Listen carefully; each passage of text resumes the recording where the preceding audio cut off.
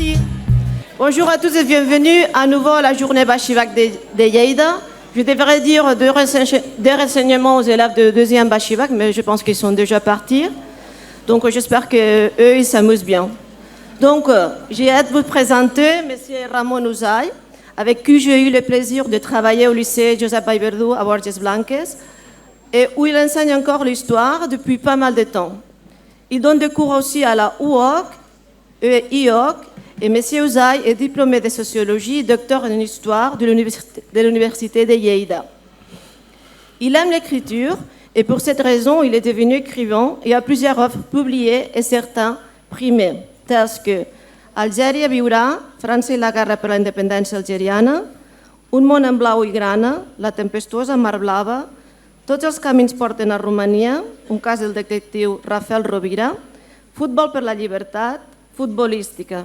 Je vois que tu aimes bien le foot, oui, bien sûr. Ramon. Donc, Ramon Uzay, je vous remercie pour votre collaboration à la journée Bachivak et je vous laisse la parole pour cette conférence intitulée « Aux armes citoyens, la résistance française et l'exil républicain face à l'occupation nazie, 1940-1944 ». Amusez-vous bien. Bon, alors,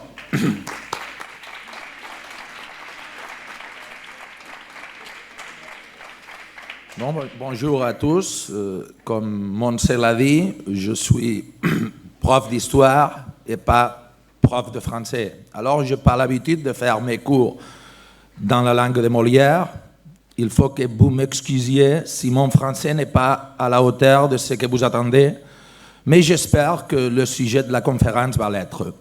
Comme M. Portelli nous expliquait dans son allocution, il y a bien de liens économiques entre la Catalogne et la France aujourd'hui.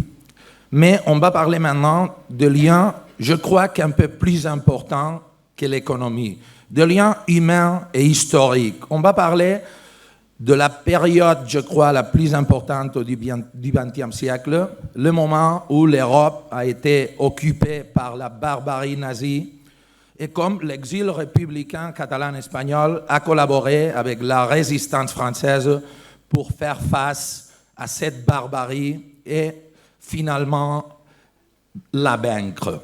Alors, je vais commencer pour vous expliquer les titres de cette conférence. Vous voyez, aux armes citoyens. Ce sont les paroles, bien sûr, de la Marseillaise, l'hymne français, il a son origine dans le champ de guerre de l'armée du Rhin, en pleine Révolution française, quand les armées absolutistes autrichiens ont essayé d'attaquer la France et de provoquer la défaite de la Révolution. Alors, vous voyez, c'est une affiche de la résistance française qui est pleine de symboles et on va parler de ces symboles pendant la conférence d'aujourd'hui. Vous voyez les paroles de la Marseillaise, aux armes citoyens, formez vos bataillons. Alors, cette affiche avait la volonté d'appeler aux citoyens français qui étaient à l'intérieur de la France occupée à faire face à l'armée nazie. Mais il y a aussi d'autres symboles qui sont très importants et qui vont écrire un lien entre la Révolution française et la résistance à l'occupation nazie. Vous voyez une sculpture. C'est pas bien ça. Vous voyez la sculpture qu'on peut voir à gauche de l'affiche. Peut-être vous la connaissez, c'est le départ de volontaires qui allaient combattre au front du Rhin face à l'armée autrichienne pendant la Révolution. Et c'est une sculpture qu'on peut trouver à l'Arc de Triomphe de Paris, qui a été construit à l'initiative de Napoléon pendant l'époque du Premier Empire. Et c'est une sculpture qui s'appelle aussi la Marseillaise. Alors, un peu l'affiche est en train de dire aux citoyens français, avec des paroles, mais aussi avec une image, il faut lutter face à l'occupation nazie. Il y a aussi des autres paroles, et on va en parler un peu plus tard, celles de Charles de Gaulle pendant l'appel du 18 juin 1940, qui disent « La France a perdu une bataille, mais la France n'a pas perdu la guerre ». La France a perdu la bataille de juin 1940, elle a été occupée par l'armée nazie, mais Charles de Gaulle va appeler aux citoyens français à continuer la résistance pour que 1940 ne soit qu'une bataille perdue dans une guerre où la France a été triomphante. Et enfin, il y a aussi un autre symbole, vous voyez, la croix lorraine avec les paroles « France libre ». La croix lorraine est le symbole que les forces françaises qui s'opposent à l'occupation nazie ont adopté par opposition à une autre croix, la croix qui symbolisait l'Allemagne nazie, la croix gammée. Alors on a ici un peu des idées qui vont être récurrentes dans l'exposition historique d'aujourd'hui. La résistance face à l'occupation nazie, l'appel de Charles de Gaulle à une résistance extérieure et intérieure, et ces symboles, la croix lorraine.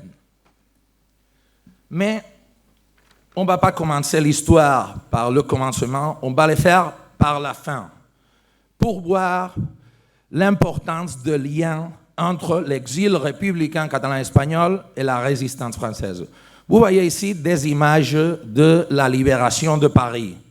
Ça, c'est un moment très important dans l'histoire française. 24 août 1944, c'est le moment où la capitale française voit la fin de l'occupation nazie. Alors, c'est un grand moment d'union entre l'exil républicain et la résistance, parce qu'on nous explique souvent que Paris est libéré par la deuxième division blindée, la très connue division Leclerc, mais il faut savoir que l'avant-garde de cette deuxième division blindée est la 9e compagnie du régiment de marche du Tchad. Peut-être ça ne vous dit rien, parce que c'est une compagnie qui est plus connue pour le nom espagnol de La Nueve. La Nueve. La Nueve était une division militaire très importante qui était formée par 160 hommes, dont 146 étaient des républicains catalans et espagnols. La plupart des anarchistes, ils opéraient sous commandement français, mais la plupart des hommes de la Nueve, c'était des anarchistes, des républicains catalans et espagnols. Et ils ont participé à la libération de l'Afrique du Nord, ils ont commencé à participer à la libération de la France. Ils seront présents à la libération de Strasbourg, à la fin de la complète libération de l'Hexagone. Mais c'est surtout important ce qu'ils vont faire ces journées d'août à Paris. Le premier char qui franchit l'entrée de Paris, le 21 août, un peu après 20 heures du soir, c'est un char qui s'appelait Guadalajara.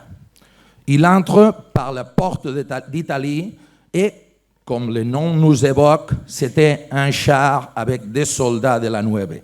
Les premiers soldats qui vont participer au combat pour libérer la capitale, ce sont des soldats républicains, espagnols et catalans. En fait, il y a aussi un autre fait historique très important, la détention du général Boncholtitz, gouverneur de Paris, la maxime autorité nazie dans la France occupée, est fait prisonnier par 3 Espagnols, 2 soldats de la Nueve et un civil espagnol qui habitait à Paris.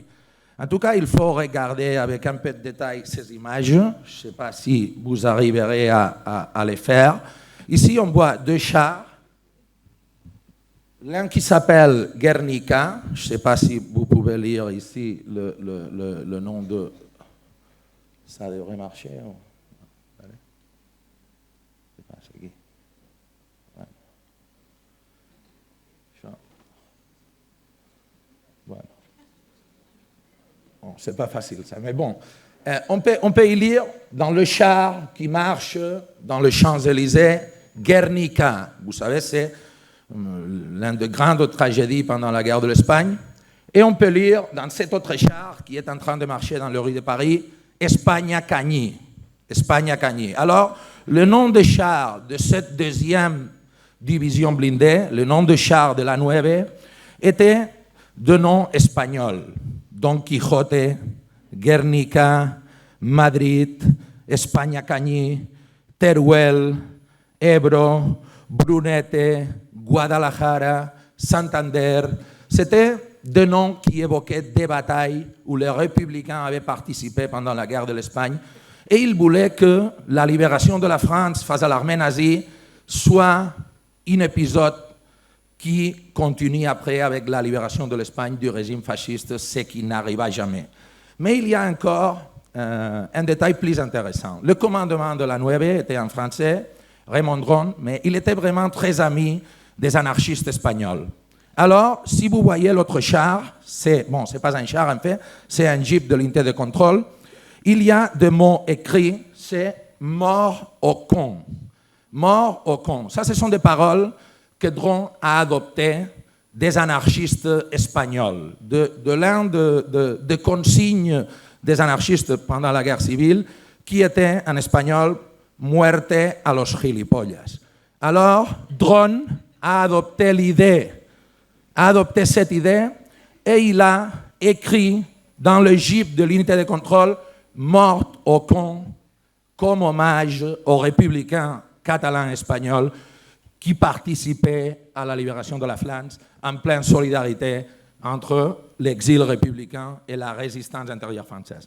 Ça, c'est la fin de l'histoire. Je crois que c'est très important de la connaître, même si pendant longtemps l'historiographie française n'avait pas assigné à la Nueve les rôles qui lui appartenaient dans la libération de Paris. Vous savez que Paris a une mère d'origine andalouse, Anne Hidalgo. Aujourd'hui, on peut faire une promenade dans les endroits de Paris où la Nueve a défilé et on rend l'hommage que ces hommes méritent pour un fait historique de cette magnitude, la libération de la capitale de la France.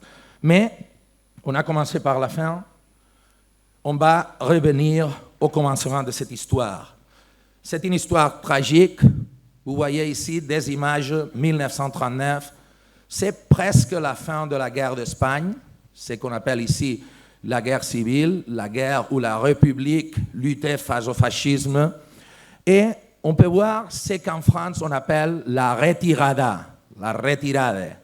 Et c'est le moment entre janvier et février 1939 où presque 500 000 républicains catalans espagnols vont franchir la frontière.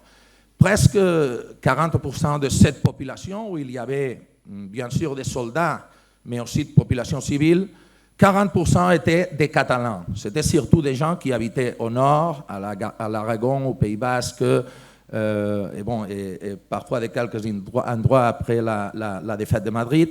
Et on voit ici les moments où ils sont en train de franchir la frontière. Vous voyez les filières de personnes qui vont traverser les Pyrénées. Et pour comprendre la dimension de cet exil, il n'y a qu'à recourir aux chiffres. Le département de Pyrénées-Orientales, ce qu'ici on appelle la Catalogne Nord, avait à l'époque une population de presque 240 000 habitants. Alors il y avait 250 000 de personnes aux Pyrénées-Orientales. Et seulement l'arrivée de réfugiés, demi-million, on a parlé, il y a presque 250 000 qui va rester dans les Pyrénées-Orientales. Alors vous voyez le problème que ça va poser pour la population de Perpignan et des villages qui sont à côté de cette ville, d'accueillir plus de personnes qu'habitants avaient ces territoires. Alors, malheureusement, la plupart de ces gens sont accueillis dans des circonstances qui sont un monde. Vous voyez, 2 camps de réfugiés, surtout le plus connu. Vous voyez ici des images, l'image où l'on voit le filet et le garde français, c'est le camp d'Argelès-sur-Mer. Alors, seulement dans le camp qui était dans le plage de la côte du Roussillon, 15 000 personnes ont perdu la vie entre février et juillet 1939. Vous voyez, c'est cette retirada, c'est la grande défaite républicaine, et la France accueille un demi-million de personnes qui vont dans quelques cas, partir dans d'autres pays, quelqu'un dans l'Amérique latine, vous connaissez l'histoire, mais il y aura une partie importante de ces réfugiés qui va rester en France et qui peut, après de cette défaite militaire dans la guerre d'Espagne, va s'engager avec la résistance, avec les forces de la France libre et va faire face à l'occupation nazie. On a vu le cas des hommes de la Nueve, mais on va voir aussi d'autres histoires où ces républicains, ces gens qui ont traversé la frontière, ces jours tragiques, ces mois tragiques de janvier et février 1939, faire face à l'occupation nazie, aussi avec l'espoir que la défaite du nazisme soit aussi la défaite du fascisme espagnol. Alors, ces gens qui sont arrivés en France en 1939, après une guerre face au fascisme dans la péninsule ibérique, vont voir la barbarie aussi dans l'Hexagone. Vous savez, le 1er septembre 1939, l'armée nazie envahit la Pologne. Alors, 2 jours après cette invasion, la France et le Royaume-Uni déclarent la guerre à l'Allemagne. Jusqu'à juin 1940, ça fait presque 9 mois, ça sera ce qu'on appelle une drôle de guerre. Mais à partir du mois de mai 1940, cette guerre n'aura rien de drôle parce que la France doit faire face à l'offensive allemande. L'Allemagne attaque la France et va l'occuper d'une façon très rapide. Vous voyez ici, on a 3 images, on va en parler, mais on va se centrer maintenant sur le plan de la France après l'armistice du 22 juin 1940. Vous voyez, l'offensive allemande occupe toute la France et va la diviser. Le 17 juin, le maréchal Pétain appelle à cesser les combats et il va demander un armistice qui sera signé le jour tragique du 22 juin 1940. Cet accord d'armistice va nous laisser le plan de la France que l'on voit dans cette image. Vous voyez, l'Alsace et la Lorraine, qui étaient françaises d'après la signature du traité de Versailles 1919, sont annexées au Reich allemand. Alors, la France va être divisée en 3, mais on va laisser l'Alsace et la Lorraine du côté du Reich. La France va être divisée en 2. Vous voyez, la France occupée, la zone qu'on appelle occupée par l'armée allemande, avec Paris comme capitale, et après, ce qu'on appelle la zone libre. Mais bon, ce n'est pas vraiment une zone libre parce que la complicité avec l'armée allemande est plus qu'évidente. Et cette zone libre va avoir sa capitale à Vichy. Le régime de Vichy sera complice de l'occupation nazie. Il a été commandé par le maréchal Pétain. Et c'est pour ça que parfois, dans le langage politique, partout dans le monde, quand on parle d'un gouvernement de Vichy, on est en train de parler d'un gouvernement qui est complice avec les ennemis de son peuple ou avec l'occupation de son peuple. Si on regarde ces images, je crois que parfois, et dans ces cas-là, c'est très évident, une image est plus importante que 1000 paroles. On peut voir l'image de Hitler, Adolf Hitler, au pied de la Tour Eiffel. C'est le grand symbole de la défaite française. Vous voyez, le Führer du Troisième Reich allemand est en train de marcher au pied de la tour de la Dame de Fer, qui est le grand symbole de Paris et de la France. Après, on peut voir cet arc de triomphe où il y avait cette sculpture de François Rude, la Marseillaise ou la Marche des volontaires, avec des soldats allemands qui sont en train de défiler dans les Champs-Élysées. C'est un autre symbole de la défaite, l'armée allemande commande Paris. Et après, on peut voir une autre rue de plus importante de Paris, la rue de Rivoli, à côté du jardin de Tuileries, ou l'ancien palais royal qui accueille aujourd'hui le musée du Louvre, qui est plein de croix gammées. Alors, ça c'est l'image de Paris pendant l'occupation nazie. Hitler qui visite la Tour Eiffel, l'armée nazie qui défile dans les Champs-Élysées et la rue de Rivoli qui est pleine de croix gammées. Mais avec l'occupation, même avant de la signature de l'armistice du 22 juin, avec l'occupation, la résistance commencera. Alors, parfois, quand on parle, quand est-ce que la résistance française a commencé? Le même jour où l'armée allemande est entrée dans le sol hexagonal. Alors, le premier pas de cette résistance, on en parlait auparavant, c'est un moment historique très important pour l'imaginaire français, l'appel du 10 juin 1940. On voit, le jour précédent, le maréchal Pétain avait accepté la défaite de l'armée française et avait demandé à l'occupant Allemagne la signature d'un accord d'armistice.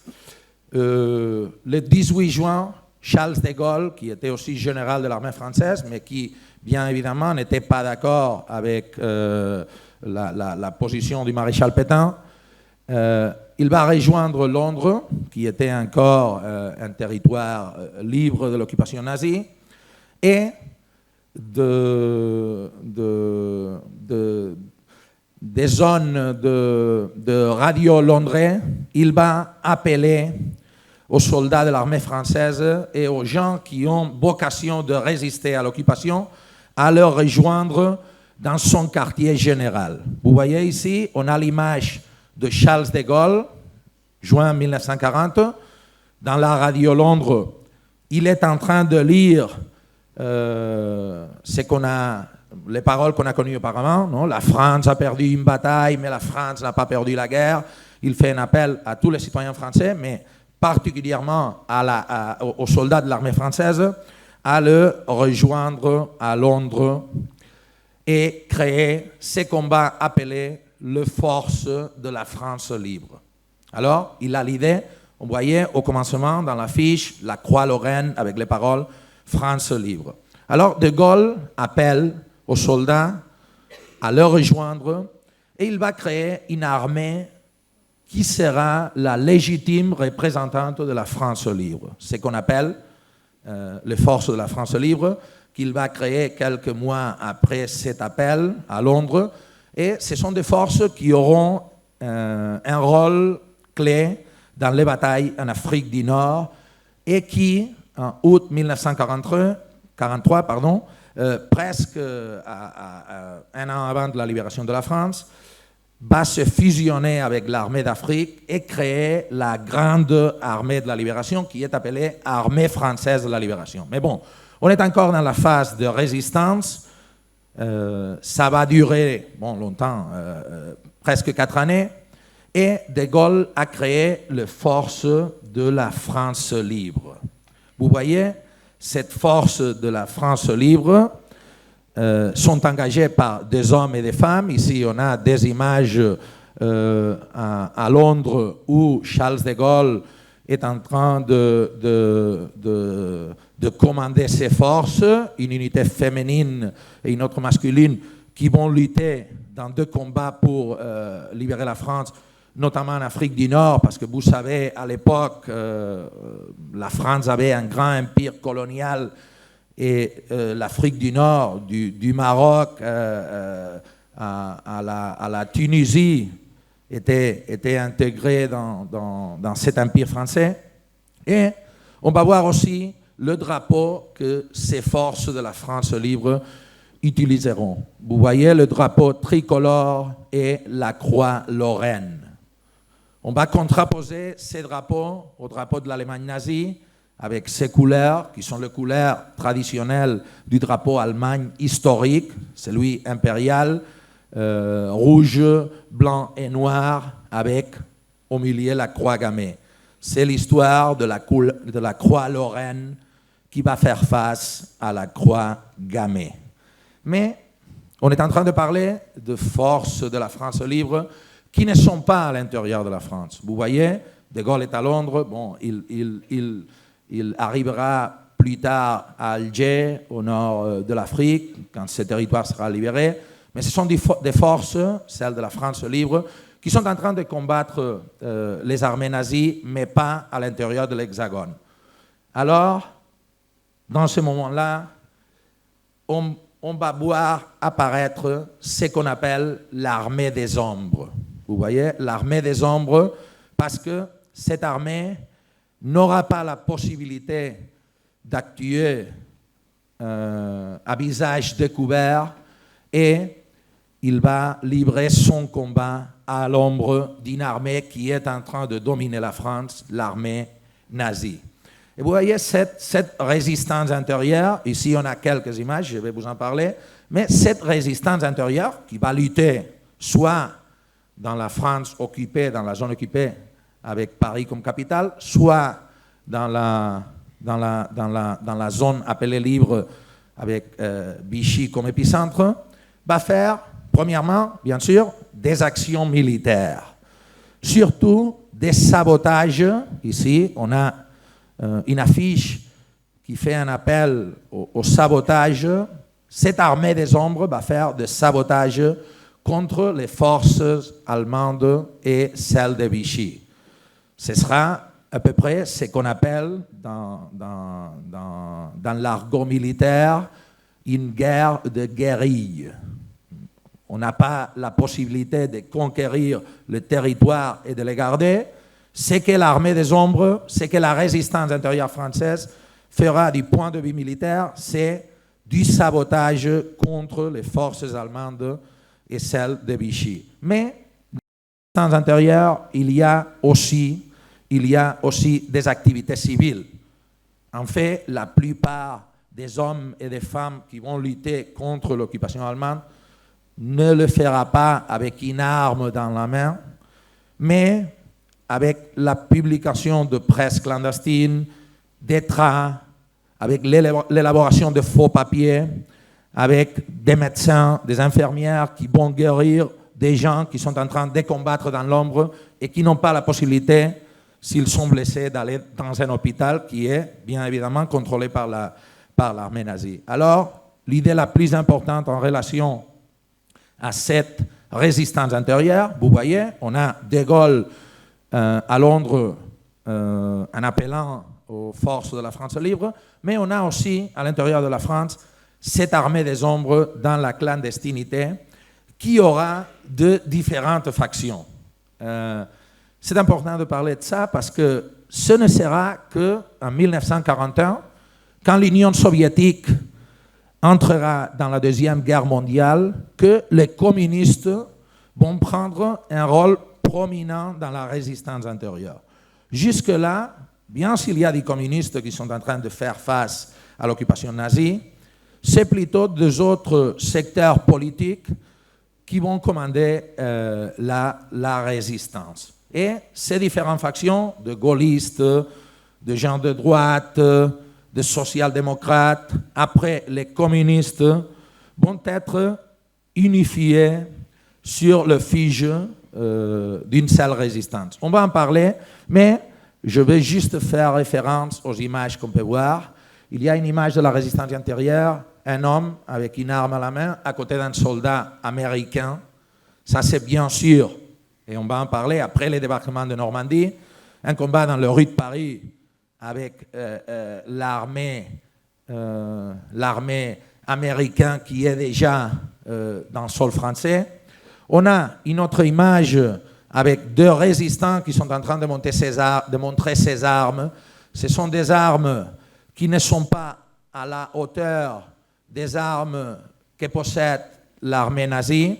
Et après, on a une autre image, une affiche qui va nous parler de lien entre le combat de force de la France libre et les combats de la résistance intérieure. Vous voyez le plan de l'Hexagone, la Croix-Lorraine et un soldat uniformé qui est à Londres. Et on voit un travailleur qui est à l'intérieur de la France. Ça, c'est un peu la différence entre les combats intérieurs et celui extérieur. De Gaulle a une armée uniformée. De Gaulle a une armée plus ou moins régulière. L'armée qui fait face aux Allemands à l'intérieur de la France est une armée des ombres, est une armée clandestine. Vous voyez? Et cette armée clandestine va être unifiée sous le commandement d'un personnage qui est peut-être, c'est sûr, le plus important de cette résistance intérieure. De Gaulle va trouver en 1943 un homme qui va permettre la création du Conseil national de la résistance, qui va unifier toutes ces factions qui sont en train de lutter contre l'armée allemande. Cet homme est Jean Moulin. Vous avez l'image de Jean Moulin. Jean Moulin est un personnage qui est présent partout dans la France, dans de nombreuses places, de rues, de lycées, je sais pas, des universités. C'est le grand symbole de la résistance française à l'occupation. Et même s'il est un homme de gauche, il va accorder avec De Gaulle l'unification de la résistance dans un conseil avec toutes les factions qui sont en train de défier l'armée nazie dans le territoire de l'Hexagone.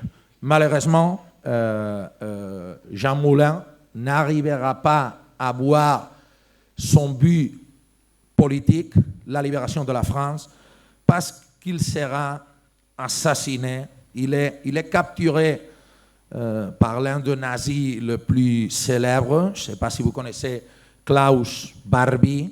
Klaus Barbie était on l'appelait le boucher de Lyon, était le chef de la Gestapo à Lyon. Alors, il est le responsable de l'arrestation de Jean Moulin, qui est mort dans des circonstances qui ne sont pas vraiment claires, mais qui est mort par la torture de l'armée nazie, qui connaissait son rôle dans la résistance. C'était le chef, c'était le commandant de la résistance. Alors, il est mort en 1943, après être arrêté et torturé par la Gestapo allemande, commandée par Klaus Barbie.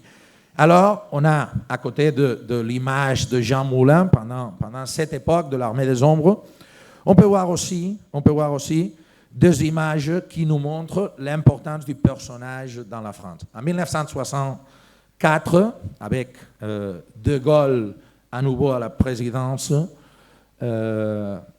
Jean Moulin va entrer au Panthéon des grands hommes. Je ne sais pas si vous connaissez Paris, l'un des bâtiments plus symboliques de la capitale, qui est vraiment très près de la Sorbonne, et le Panthéon, là où on peut lire dans l'entrée « Aux grands hommes, la patrie reconnaissante ». Peut-être les textes va bientôt changer parce qu'il n'y a pas que des hommes enterrés dans le Panthéon, il y a aussi des femmes, mais bon, on peut lire toujours « Aux grands hommes, la patrie reconnaissante ». Qu'est-ce qu'on peut voir dans les autres images? Les tombeaux de Jean Moulin dans le Panthéon et là, l'acte où Charles de Gaulle va ramener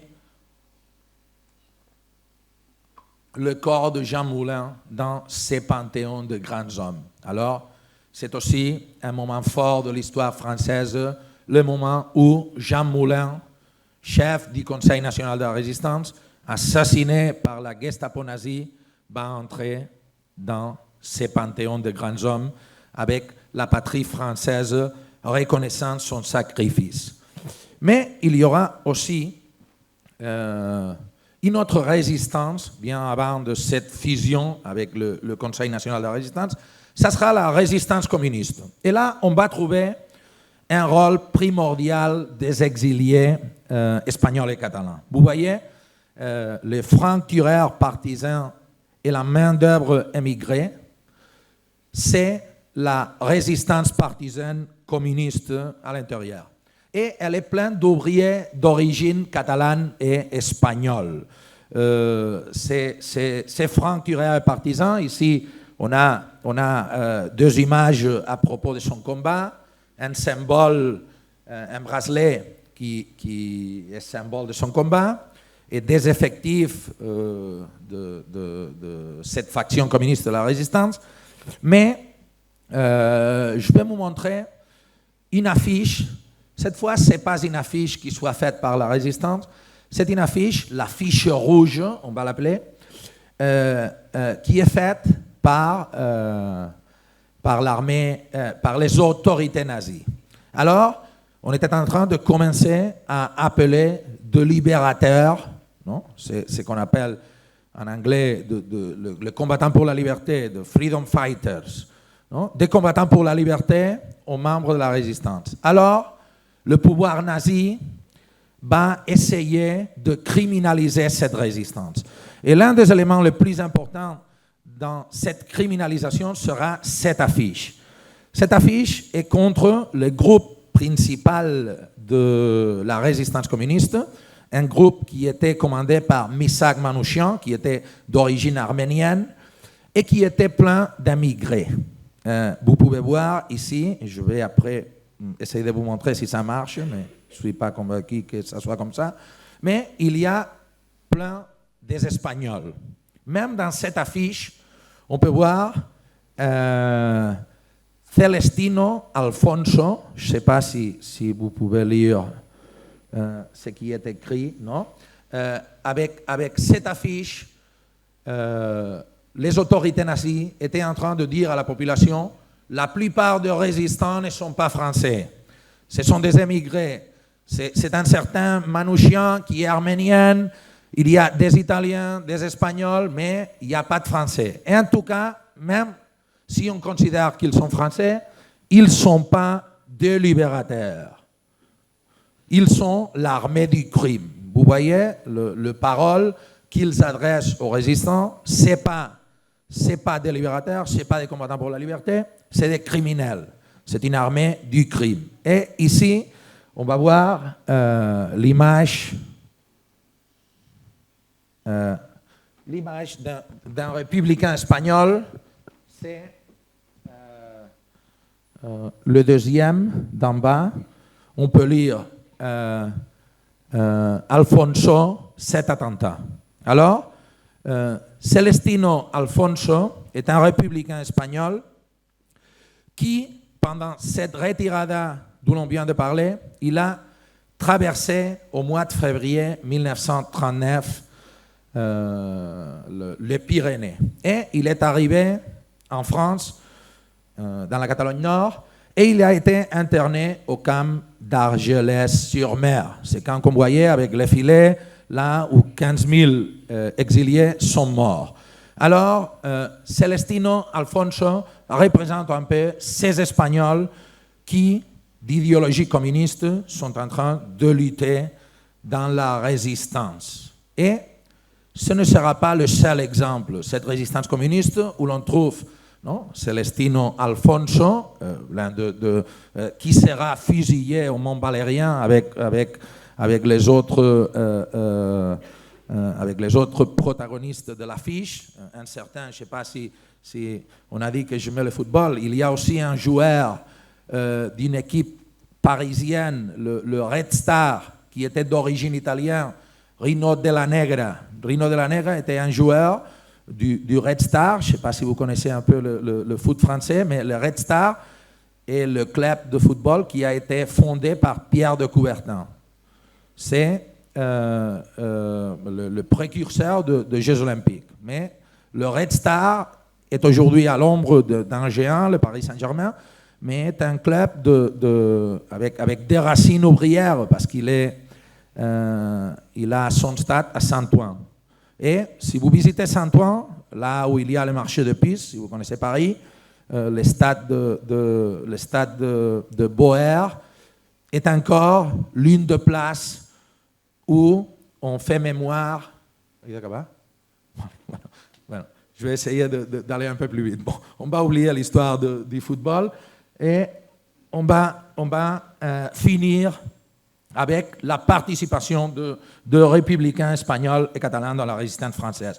On a parlé On a parlé de Celestino Alfonso, résistance communiste, mais il y a des républicains, surtout communistes anarchistes, dans les Maquis du Sud.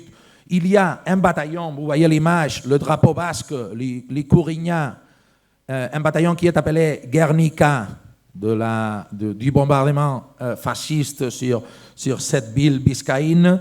Il y a des républicains espagnols dans le mouvement de main-d'œuvre émigrée, la résistance communiste. Et ces républicains vont avoir un rôle clé dans la libération de la France. Par exemple, la ville de Foix, je ne sais pas si vous connaissez, Foix, dans l'Ariège, je crois, Foix a été libérée par 2 républicains espagnols. Tous les soldats qui ont entré dans la ville de Foix pour la libérer de l'occupation nazie sont des soldats républicains espagnols. Et vous voyez ici le char Guadalajara, le char qui a été le premier à franchir la porte d'Italie et à arriver dans un Paris encore occupé pour les nazis et le libérer. Les républicains espagnols ont participé aussi à la libération de Strasbourg, ce qui est vraiment symbolique pour le peuple français, parce que Strasbourg était au cœur de la bataille de la Première et la Deuxième Guerre mondiale. Et je veux finir mon exposition en parlant de la libération de la France.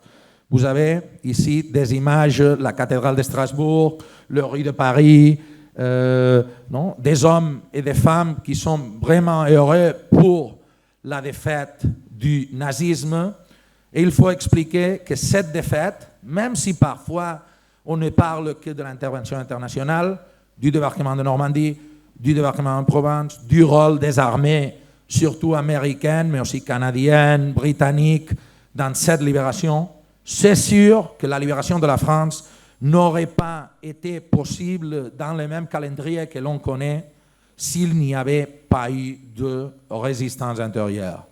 Le bilan de cette résistance, et je finis avec ça, 30 000 fusillés par l'armée nazie, 60 000 déportés qui ne sont jamais rentrés chez eux et 250 000 personnes qui ont participé à la résistance intérieure.